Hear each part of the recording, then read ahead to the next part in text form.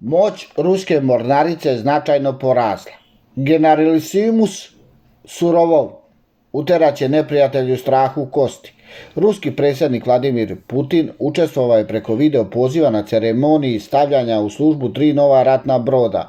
U narodnom periodu ćemo povećati obim izgradnje brodova različitih projektila, opremiti ih sa najsavremenijim naoružanjem, izvesti operativnu i borbenu obuku koristeći iskustvo stečeno tokom specijalne vojne operacije, rekao je Putin. Naveo je da novi ratni brodovi osigurati rusku bezbednost u decenijama koja dolaze. Brodovi na kojima su na današnjoj ceremoniji istaknute ruske zastave i koji su na taj način stavljeni u službu, uključujući presretač mina, mali raketni brod i podmornicu nosač nuklearnih raketa pod nazivom Generalisimus Suvorov, koja će nositi balističke rakete sa nuklearnom glavom, a još jedna je u pripremi, prenosi TASS.